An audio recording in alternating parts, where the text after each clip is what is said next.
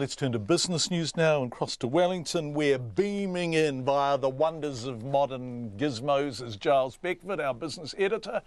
And Giles, there are signs the commercial property sector is nearing its peak. How do people know this? Well, people get a little bit more defensive. Certainly some of the analysts of the sector have been looking at it, been looking at vacancy rates. They look at the yield, the return that investment companies have been getting and the prices that are being paid. Throw that all together and the companies themselves are obviously now starting to just get a little bit more wary.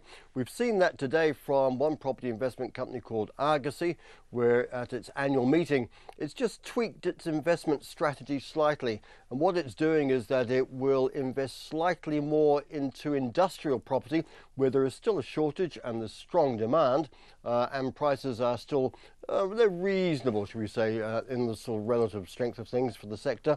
They're going to ease back on their investments in the office sector. They're going to stay where they are in retail, and they're also looking at what they call core properties as opposed to value-added properties. Now, core properties are properties that you hold on to for quite a while, in their case more than 10 years, strong tenancy, strong rental returns. Value-added, you have to do a little bit more work on. You may get a good return, but it's in a time when the sector is perhaps starting to feel the pressures. They're the ones where you actually don't want to be too exposed to. Now, the second sign that we've seen today is from a company called the Retail Property Group. Now, this was a company which had plans to do a backdoor listing onto the stock exchange. This is basically where you find a company that's listed on the stock exchange. It's doing nothing. It's just a shell. In this case, it was a company called Bethune's Investments. And the Retail Property Group was looking at using this as an easy way to get onto the exchange.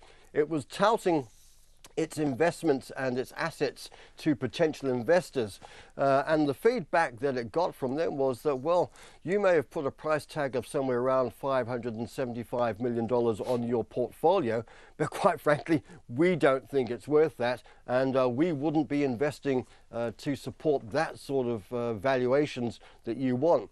The consequence of that is that the Retail Property Group, which has got three commercial retail town centre developments in Auckland and one in Tauranga, it's decided to pull the plug on the proposal for the time being, at least. It says until after the election, and that just raises another flag, I think, which is that the closer we get to the election, the more likely that businesses will be just a little bit reluctant to commit themselves until they see the colour of the next government, and that will probably lead to a little bit of slowness in activity and certainly a little bit of cautiousness about where people put their money.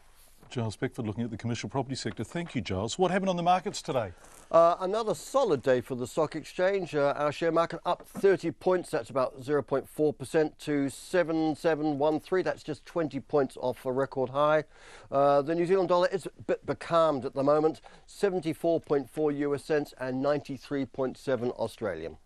Thanks, Giles. Really appreciate it. Giles Beckford, our business editor.